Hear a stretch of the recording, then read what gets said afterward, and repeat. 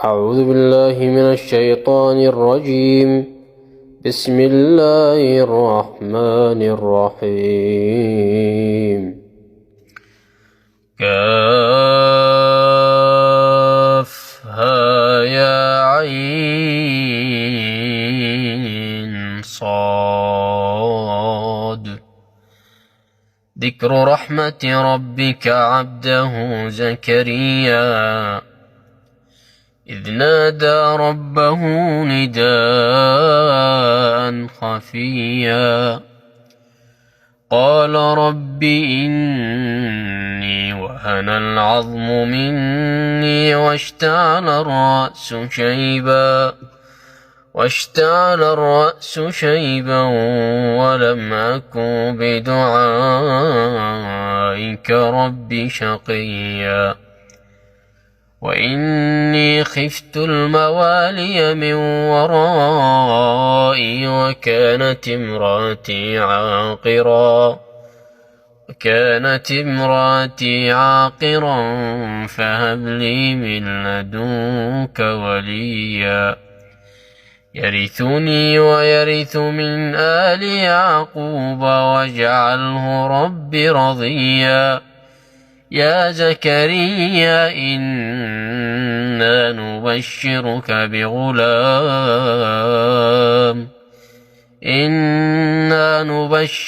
بغلام اسمه يحيى لم نجعل له من قبل سميا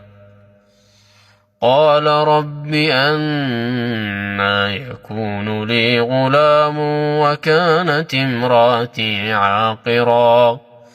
وكانت امراتي عاقرا وقد بلغت من الكبر عتيا قال كذلك قال ربك هو علي هين وقد خلقتك من قبل ولم تك شيئا قال رب اجعل لي آية قال آيتك ألا تكلم الناس 3 ليال سويا فخرج على قومه من المحراب فأوحى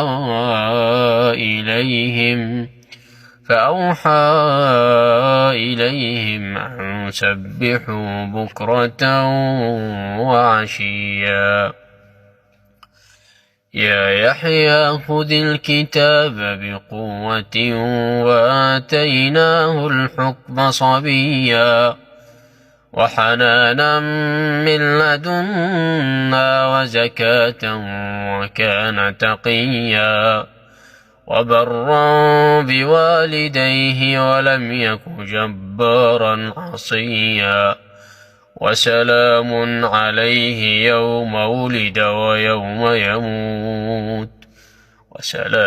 عليه يوم ولد ويوم يموت ويوم يبعث حيا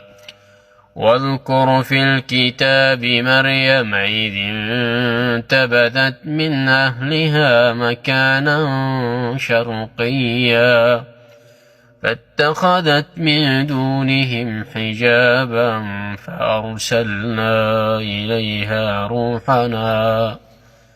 فأرسلنا إليها روحنا فتمثل لها بشرا سويا قالت إني أعوذ بالرحمن منك إن كنت تقيا قال إنما أنا رسول ربك لأهب لك غلاما زكيا قالت أنى يكون لي غلام ولم يمسسني بشر ولم أك بغيا قال كذلك قال ربك هو علي هين ولنجعله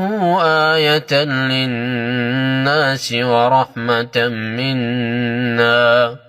وكان أمرا مقضيا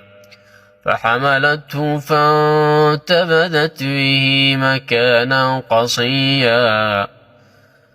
فأجاها المخاض إلى جذع النخلة قالت يا ليتني مت قبل هذا وكنت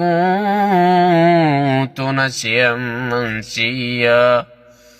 فناداها من تحتها ألا تحزني قد جعل ربك تحتك سريا وهزي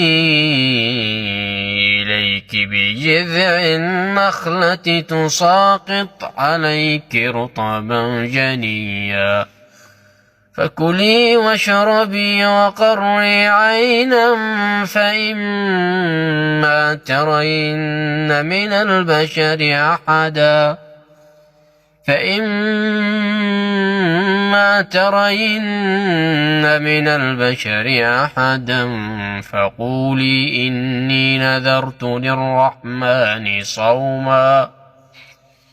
فقولي إني نذرت للرحمن صوما فلن أكلم اليوم إنسيا فأتت به قومها تحمله قالوا يا مريم لقد جئت شيئا